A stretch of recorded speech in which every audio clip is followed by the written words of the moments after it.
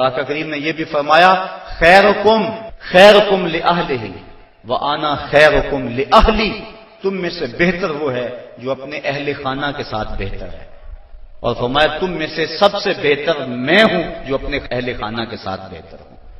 حضور اپنے اہل خانہ کے ساتھ جو حسن سلوک کیا ہے، تاریخ اس پہ گواہ ہے۔ جب آقا کریم کا وصال ہوا 9 بیویاں اس وقت حضور کے نکاح میں تھیں، اور آقا کریم علیہ السلام کی ایک بیوی کو بھی حضور پہ شکایت نہیں تھی۔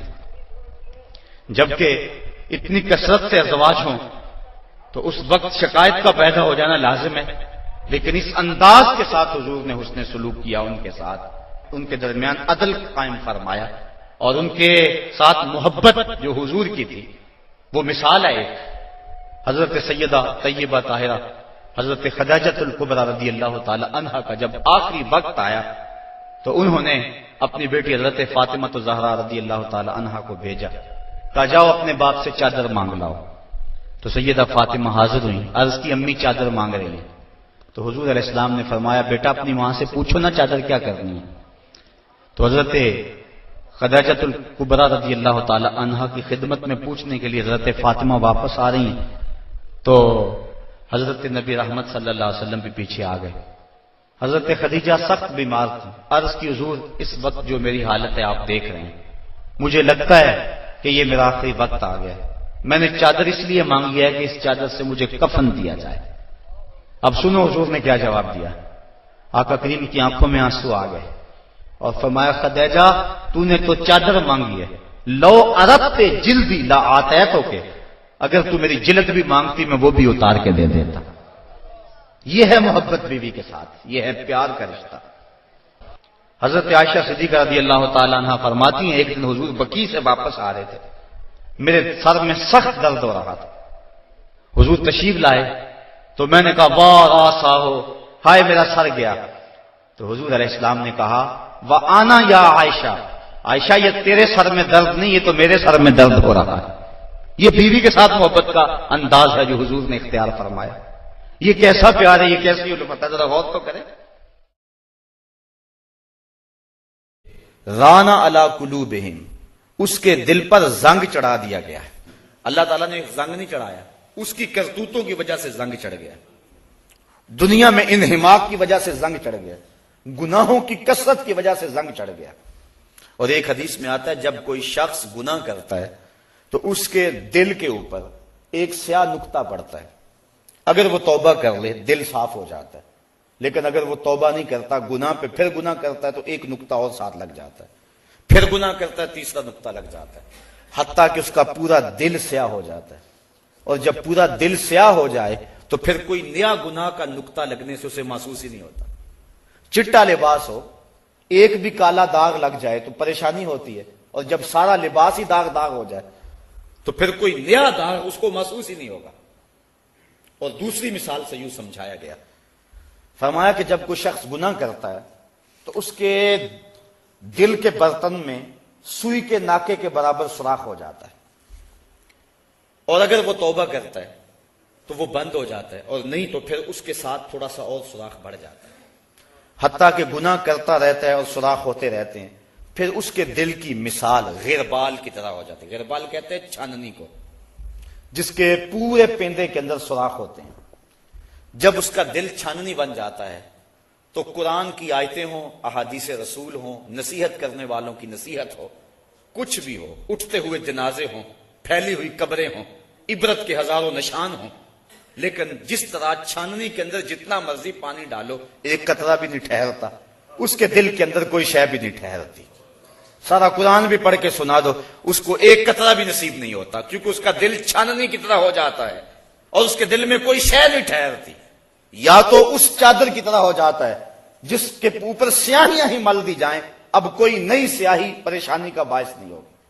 ہم جب پیدا ہوئے تھے تو ہم ناپاک پیدا نہیں ہوئے تھے، ہمارا دل پاک تھا، گناہ کا کوئی داغ ہمارے ضمیر پہ نہیں تھا۔ نفس پلیت پلیت چا کیتا اسی آپ پلیت تا ناسے، یعنی نفس نے میں پلیت کیا، ہم خود پلیت تو نہیں تھے۔ میاں صاحب فرماتے ہیں چٹی چادر عملہ والی تے داغ نہ لامی جڑیاں، پھر نہ آکھیں حشر دہاڑے حال ربا کی بنیا۔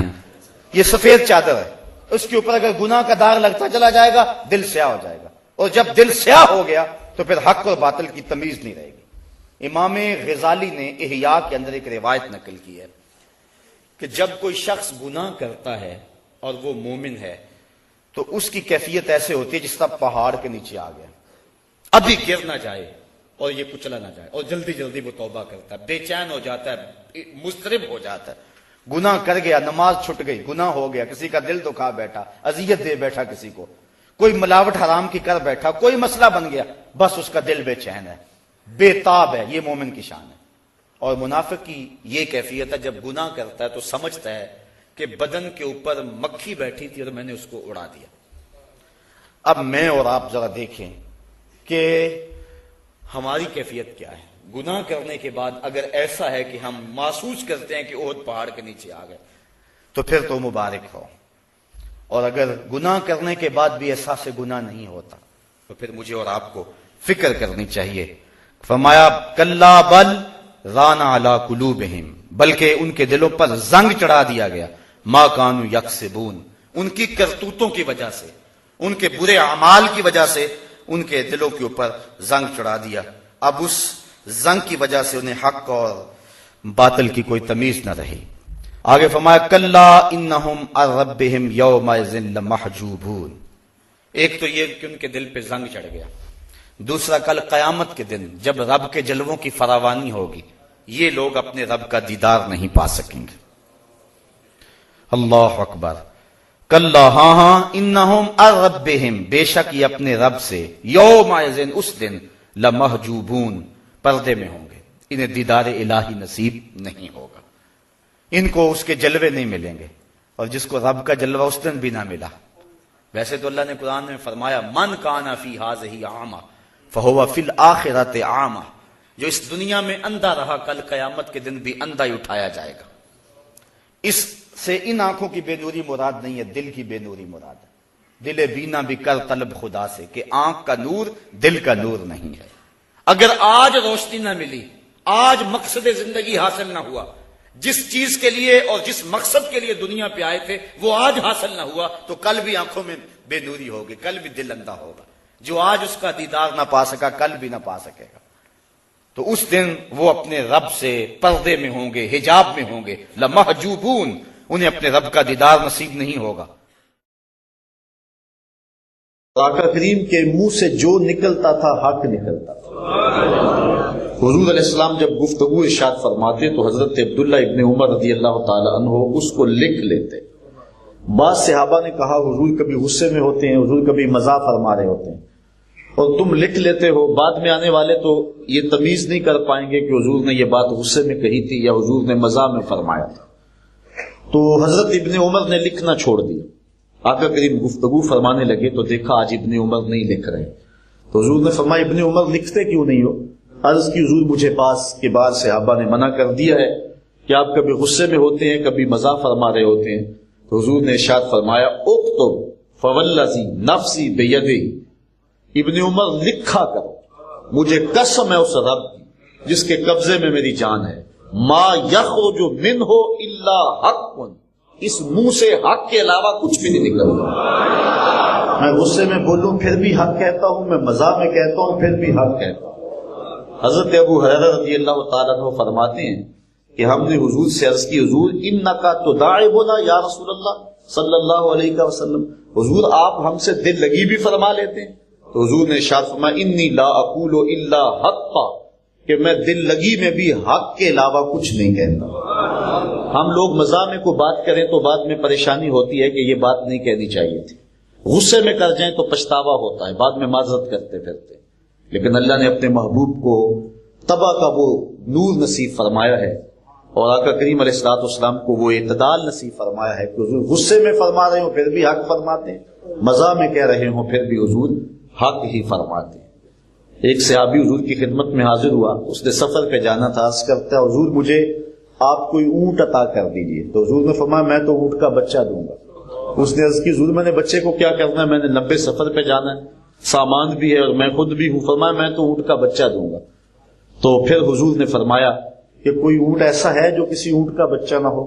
تو یہ مزاح ہے اور سوائے حق کے اور کچھ بھی نہیں ہے۔ ایک صحابی تھے حضور کے جن کے ہاتھ موزونیت کے اعتبار سے کچھ لمبے ہوں گے، تو حضور ان کو از راہ مزاح فرما دیا کرتے تھے، یا ذل یدین، اے دو ہاتھوں والے۔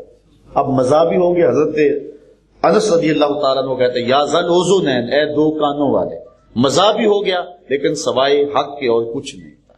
اچھا، لطف کی بات ہے، کسی نے حضرت ذوالیدین سے پوچھا، احادیث میں ان کی ایک حدیث ہے، حدیث ذوالیدین، عصر کی نماز میں 2 رکعت کے سر پہ حضور نے سلام پھیر دیا، تو حضرت ذوالیدین اٹھ کے کھڑے ہو گئے، اقصرت الصلاۃ ام نسیتا، حضور نماز چھوٹی کر دی گئی ہے یا آپ بھول گئے؟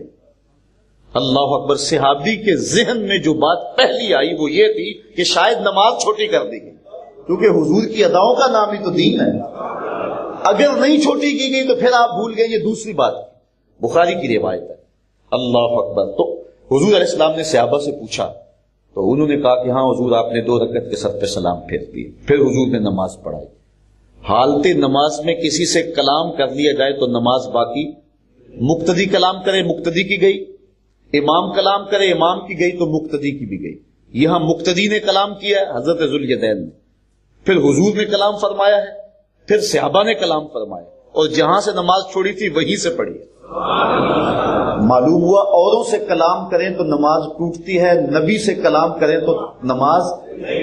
السلام علیکہ ایھا النبی، یہ نبی سے ہی تو کلام ہو رہا ہے۔ تو اس حدیث کو حدیث ذوالیدین کہتے ہیں۔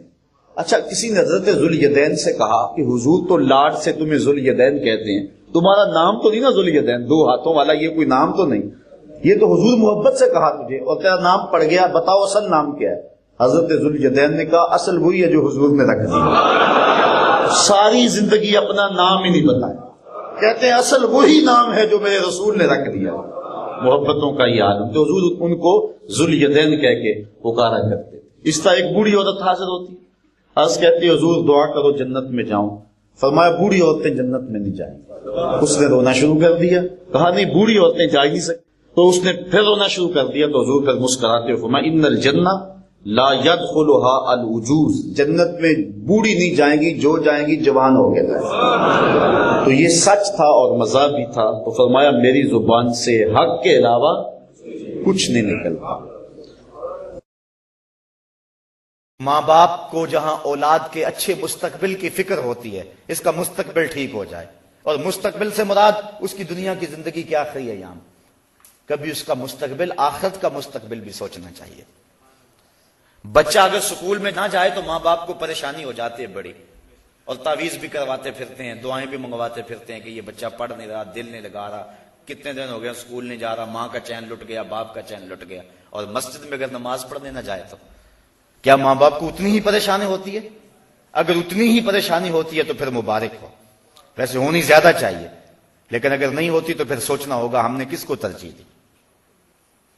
ہم صبح بھیجتے ہیں نا اسکول میں بچے کو، تو کتنا تیار کرتے ہیں اس کو، نئے کپڑے جوتے پالش کر کے، ماں کتنے جتن کرتی ہے، اور صبح جب بچے کو مسجد میں بھیجتے ہیں نا تو بستر سے اٹھاتے ہیں اور جو ہے وہ اس کی گردن پہ تھپکی مارتے ہیں، چل مسجد میں، اور اس کی ناک بھی بہ رہی ہوتی ہے اور کپڑے بھی اس کے گندلے اور عجیب حالت میں صبح کے وقت مساجد کے اندر بچے بیٹھے ہوئے ہوتے ہیں۔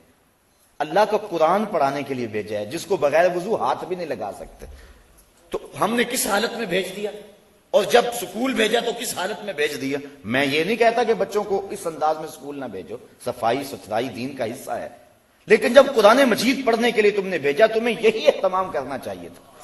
وما قدر اللہ حق قدرہ، اللہ فرماتا لوگوں نے اللہ کی قدر کا جو حق تھا وہ ادا ہی نہیں کیا ہے۔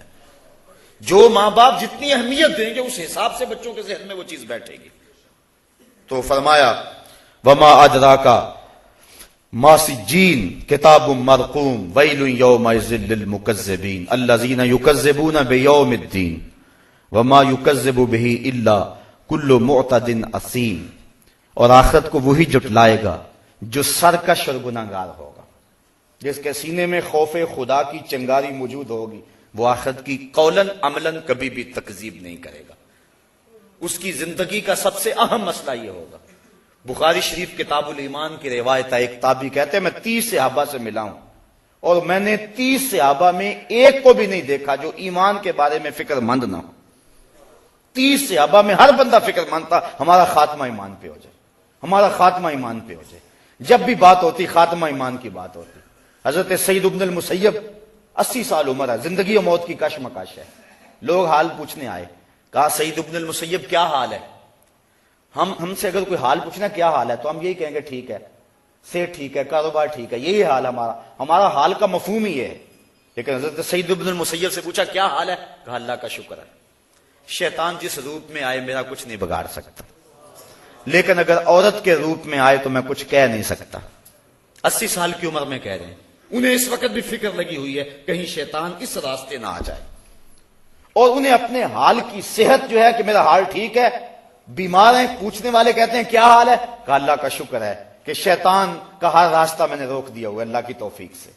حضرت سری سختی کا جب بیٹا فوت ہو گیا, تدفین میں, تجہیز و تکفین میں ایک نماز بھی فوت ہو گئی, اور لوگ آپ کو افسوس کرنے آ رہے تھے.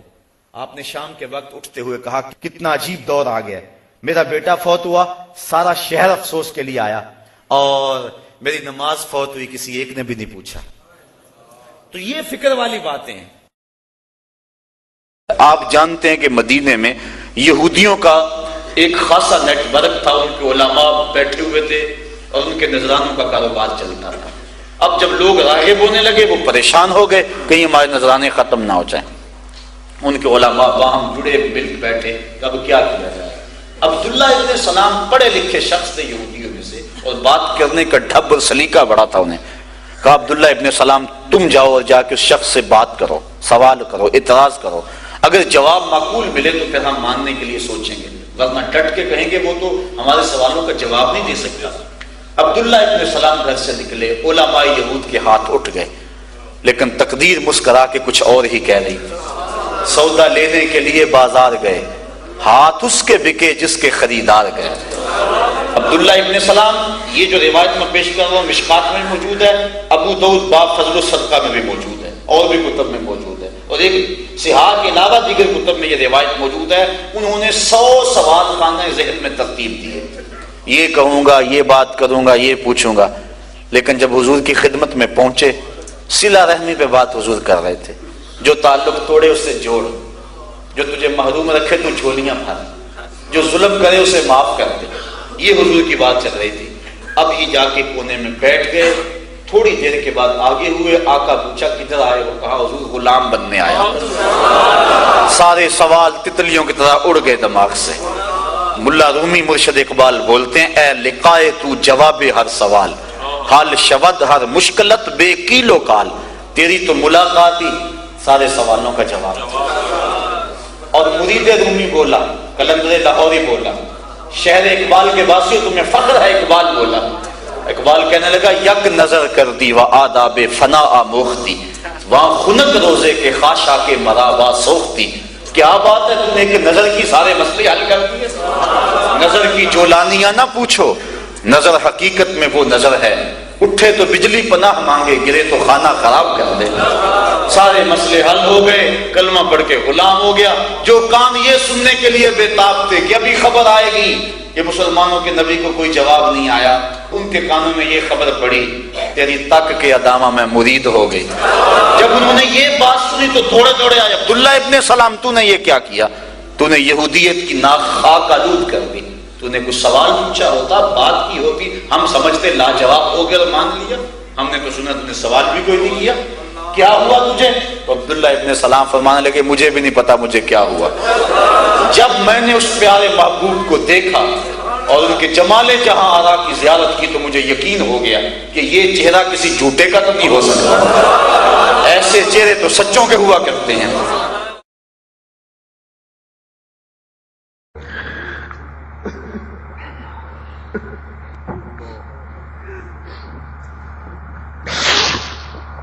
صاحبو, ساری رات گزر گئی, حضور کی محبت میں ہم بیٹھے ہیں. بس خلاصہ 2 لفظ یہی ہے کہ اپنے رسول کی زندگی کو, شب و روز کو اپنا لو. بس حضور کی سیرت, حضور علیہ الصلوۃ والسلام کا طریقہ اپنے اوپر نافذ کر لو.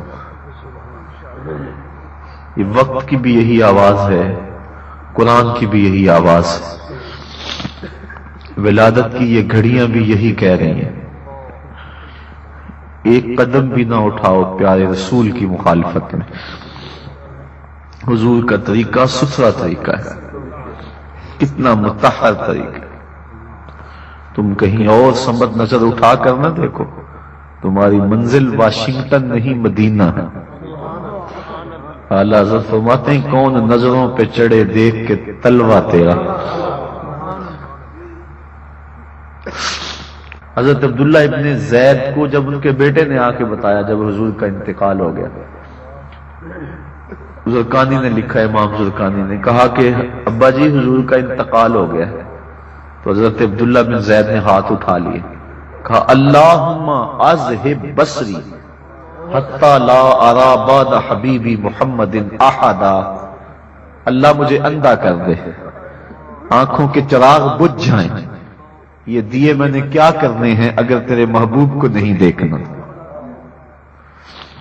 اور ایک شاعر کہتا ہے یا لیتنی کنت تربا طیبتکم، کاش میں مولوی نہ ہوتا، کاش میں پیر نہ ہوتا، مدینے کی گلی کی خاک ہوتا، آپ گزرتے میں قدموں کو چوم لیتا۔ کیسی آرزویں ہیں۔ ایک بوڑھا کہہ رہا ہے اپنے بڑھاپے کو، اپنے زوف کو، کہتا ہے اے زوف مدد کر، در احمد پہ گرا دے، اے زوف مدد کر، در احمد پہ گرا دے۔ جب مواجہ شریف کے سامنے سے گزرنا ہوتا ہے اس کا جی چاہتا ہے یہاں مر جانا، یہاں سے جنازہ اٹھے۔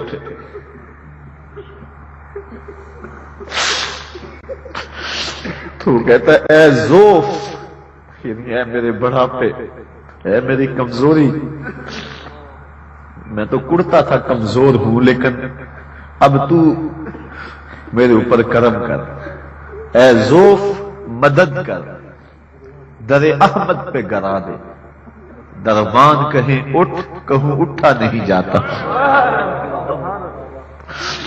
دربان کہیں اٹھ، کہوں اٹھا نہیں جاتا۔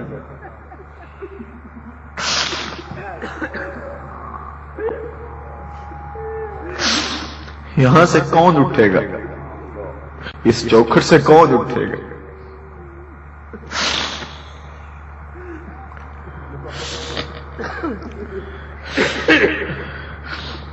آج کی رات دعا کرو حضور ہم پہ راضی ہو جائے، اپنے آقا کو دکھڑا کو کابل سے کندھار تک، قلعہ جنگی اپنے آقا سے کہو کابل سے کندھار تک، قلعہ جنگی سے دشت لیلا تک، تورا بورا سے تقریر تک، موصل سے بغداد تک، کشمیر کی گلیوں سے القدس کے بازاروں تک، شبرغان سے کسوہ تک، اے آقا ہم کٹ رہے ہیں، چھوڑ کے آپ کا دامن رحمت آقا ہم سے بھول ہوئی، کھو دی اپنی قدر و قیمت آقا ہم سے بھول ہوئی، دیکھ ہماری آنکھ مچولی، اپنے سینے اپنی گولی، بھول گئے ہم درس اخوت آقا ہم سے بھول ہوئی، بن گئے سیموں زر کے بندے، تن کے اجلے من کے گندے، لٹ گئی ہم سے فقر کی دولت آقا ہم سے بھول ہوئی، دنیا کے ٹھکرائے ہوئے ہیں تیری گلی میں آئے ہوئے، کھول دے اب تو باب رحمت آقا ہم سے بھول ہوئی۔ حضرت ابو ہریرہ رضی اللہ تعالیٰ عنہ جب بھی ہاتھ اٹھاتے تھے تو یہ دعا کرتے تھے اللہم اغفر لابی ہریرہ ولأمی ولمن استغفر لہما، اے اللہ ابو ہریرہ کو بخش دے، حضرت ابو ہریرہ کی ماں کو بخش دے، اور قیامت تک جو ہم دونوں کے لیے بخشش کی دعا کرے اس کو بھی بخش دے۔ حضرت امام محمد بن سیرین ایک بزرگ ہوئے تابعی، جب بھی دعا کرتے تھے یہ دعا ضرور کرتے تھے، اے اللہ ابو ہریرہ کی بخشش کر دے۔ کسی نے کہا کہ تمہیں ابو ہریرہ رضی اللہ تعالیٰ عنہ ان کی ماں سے بڑی ہمدردی ہے؟ کہا ان سے جو ہمدردی ہونی ہے وہ تو ہونی ہے۔ انہوں نے کہا ہوا ہے اللہ ابو ہریرہ اور ان کی ماں کو بخش دے، جو ان کے لیے دعا کرے اس کو بھی بخش دے۔ تو میں دعا کر کے اپنی بخشش پکی کر رہا ہوں۔ تو والدین کے لیے دعا کرنا اللہ کی رحمت کو دعوت دینا ہے۔ تو فرمایا کہ جاؤ اویس بن عامر کو جانا اور جا کے اس کو میری امت کے لیے دعا کا کہنا۔ حضرت سیدنا عمر فاروق حضرت علی المرتضیٰ گئے، جا کے ڈھونڈا، تلاش کیا، اویس بن عامر ملے، حضور کا سلام کہا، بس پھوٹ پھوٹ کے رونے لگے۔ کہا بتاؤ میرے رسول کے لبوں پہ میرا نام کیسے آیا تھا؟ حضور میرا جب تذکرہ کرتے تھے کیسے کرتے تھے؟ یہ درد دیکھا تو بولے کہ کیا آپ اتنی محبت رکھتے ہیں تو پھر ملنے کیوں نہیں آئے حضور کو؟ اتنا جو پیار رکھتے ہیں تو زیارت کرنے کیوں نہیں آئے؟ تو حضرت اویس کرنی نے بات کے رخ کو بدلا، کہا تم نے میرے رسول کو دیکھا؟ تم نے میرے رسول کی زیارت کی ہے؟ کہا ہاں ہم تو صبح و شام وہاں رہے ہیں۔ کہا پھر بتاؤ حضور کے یہ ابرو جڑے ہوئے تھے یا کھلے ہوئے تھے؟ اب دونوں حیران ہو گئے۔ کہا تم نے تو دیکھا، میں نے تو دیکھا نہیں، تم بتاؤ نا، پھر میں تو گیا نہیں، مجھے کہتے ہو گیا نہیں، تم بتاؤ حضور کے ابرو جڑے ہوئے تھے یا کھلے ہوئے تھے؟ حیران ہیں۔ کہا حضور آپ ہی بتلائیے۔ کہا کوئی دور سے دیکھتا تو جڑے ہوئے نظر آتے، قریب آ کے دیکھتا تو کھلے ہوئے نظر آتے۔ یہ وہ ہے جو ماں کی خدمت کرتا رہا اور حضور کے دربار میں حاضر نہیں ہو سکا، لیکن حاضری اس کی تھی، وہ جہاں بھی تھا وہ نبی کے قرب میں تھا۔ تو اس لیے ماں باپ کی خدمت اتنا بڑا وظیفہ ہے۔ حضرت بایزید بستامی کہتے ہیں میں نے حق معاف کروا لی اپنی ماں سے، کہ ماں تیرے حق ادا کروں یا اللہ کے حق ادا کروں؟ تو مجھے اپنے حق معاف کر دے، میں اللہ سے اپنے حق معاف کروا لیتا ہوں، اپنی اللہ کو راضی کر لیتا ہوں۔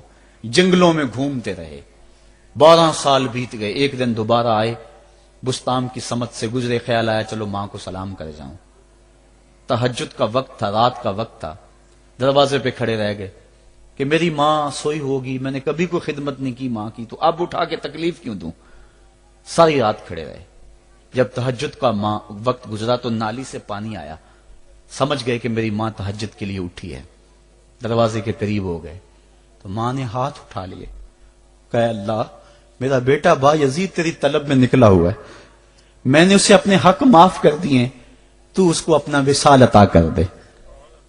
حضرت بایزید دروازہ کھٹکھٹانے لگے اور ماں کے قدموں میں لپٹ گئے اور رو کے کہنے لگے جس رب کو میں جنگلوں میں تلاش کرتا ہوں وہ تو رب میری ماں کے پاس ہے۔ تو ماں کی دعاؤں میں اللہ کی رضا ہے، ماں راضی ہو جائے تو سمجھ لو خدا راضی ہے۔ تو یہ حضور کا جملہ کتنا خوبصورت ہے، اور اگر نہیں ہم اللہ کی تقسیم پہ راضی ہوں گے تو کیا کریں گے؟ حدیث میں آتا ہے جب بچہ شکم مادر میں 120 دن کا ہوتا ہے تو فرشتہ آ کے 4 چیزیں لکھ جاتا ہے، ان میں سے ایک چیز اس کا رزق ہے کہ ساری زندگی میں اس کو کتنا رزق ملے گا۔ اب جتنا لکھا گیا ہے الٹی چھلانگے بھی لگائے اس سے زائد نہیں ملے گا، اور جب لکھا گیا ہے اس سے پہلے نہیں ملے گا۔ تو پھر اس رزق کے لیے ٹینشن کی ضرورت کیا ہے؟ رزق کے لیے کام کرے، محنت کرے۔ شاید میں نے کسی درس قرآن میں اس حوالے سے بات کی تھی، حضرت شیخ سعدی شیرازی فرماتے ہیں کہ ایک شخص جنگل میں گیا، اس نے دیکھا کہ ایک لومڑی ہے جس کے ہاتھ پاؤں ہی نہیں ہے، سوچنے لگا مالک اسے رزق کیسے دیتا ہوگا، تو درخت پہ چڑھ کے بیٹھ گیا۔ تھوڑی دیر کے بعد شیر آیا، اس نے شکار کیا اور پس خوردہ چھوڑ کے چلا گیا۔ وہ رینگتی رینگتی آگے بڑھی اور پس خوردہ کھا کے پیٹ بھر لیا۔ اب اس نے کہا کہ جب اس لومڑی کو اللہ عطا فرماتا ہے میں تو اس کا بندہ ہوں، میں کیوں محنت کروں؟ اس نے محنت چھوڑ دی، ایک دن فاقے سے کاٹا، دوسرا دن فاقے سے کاٹا، تیسرے دن جب حالت غیر ہونے لگی تو آواز آئی بندے میں لومڑی کو بغیر کسی محنت کے دے سکتا ہوں، تجھے نہیں دیکھ سکتا، تجھے بھی عطا کر سکتا ہوں لیکن لومڑی نہ بن، شیر بن، خود کما اور اوروں کو بھی کھلا، نہ کہ لومڑی کی طرح جو ہے وہ بن کے بیٹھ جائے۔ یہ بھی حکم ہے محنت کرنے کا، لیکن محنت کرنے کا، سعی کرنے کا حکم ہے، ٹینشن لینے کا حکم نہیں ہے۔ ہماری ذمہ داری نہیں، ہمارا کام ہے کام پہ چلے جانا۔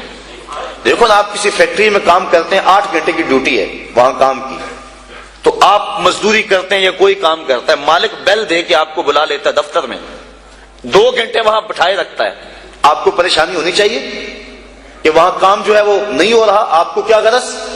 جس نے کام پہ لگایا اس نے بلایا، مجھے تو مہینے کے بعد پوری تنخواہ ملے گی چاہے سارا دن بٹھائے رکھے، تو ٹینشن نہیں ہوتی کہ 8 گھنٹے میرے پورے ہونے ہیں۔ جس رب نے رزق لکھا ہے وہ کہتا ہے چھوڑ کاروبار، حی علی الصلاۃ حی علی الفلاح، آجا اب میری چوکھٹ پہ آجا، رات پڑ گئی اب سو جا، اب کام نہ کر۔ جس نے لکھا ہے، جس نے کام پہ لگایا ہے، وہ کہتا ہے اب جمعے کی اذان ہو گئی ہے، اب کاروبار وازر البیع، اب چھوڑ دے کاروبار۔ تو اب جس نے کام پہ لگایا وہی تو بلا رہا ہے، اور ہم کہتے ہیں تیرے بلانے پہ نہیں آئیں گے۔ تو مالک بلائے اور بندہ دفتر میں نہ جائے تو وہ فیکٹری سے نکالے گا کہ نہیں؟ یا حالات کشیدہ ہو جائیں گے کہ نہیں؟ ٹینشن بنے گی کہ نہیں؟ تو اگر آسودہ رہنا ہے، فیکٹری میں کام بھی کرنا ہے، تو پھر مالک سے بنا کے رکھنی ہوگی نا۔ اگر رزق اس کا کھانا ہے اور اس کی نہیں ماننی تو پھر اٹینشن تو ہوگی، پھر کہا جائے گا جی رزق بڑا ہے سکون نہیں ہے، پتہ نہیں کسی نے تویز ڈال دے ہوئے ہیں، کسی عامل نے جادو کر دیا ہوا ہے، پھر مصیبت بنی ہے۔ لیکن اگر اس کی مان لیں، جب کہتا ہے کام پہ جاؤ کام پہ چلے جاؤ، اور جب کہتا ہے مسجد میں آ جاؤ مسجد پہ آ جاؤ، اور جب کہتا ہے اب سو جاؤ اس وقت سو جاؤ، کہتا ہے اب تہجد ہوگی اٹھ کے مصلی بچھا لو، مصلی بچھا لو، جو کہتا جائے کرتے رہو، تمہیں ٹینشن نہیں ہوگی، زندگی کی بہاریں نصیب ہو جائے۔ حضور نے ارشاد فرمایا اللہ کی تقسیم پہ راضی ہو جاؤ، اللہ کی تقسیم پہ راضی ہو جاؤ، تم غنی بن جاؤ گے، تم گداگر نہیں رہو گے، تم گداگر نہیں رہو گے، غنی بن جاؤ گے، کروڑ پتی ہو کر بھی کمینے نہیں ہوگے، تمہاری جیب میں کچھ بھی نہیں ہوگا لیکن غنا کی سلطنت کے بادشاہ ہوگے۔ اس کی تقسیم پہ راضی ہو جاؤ۔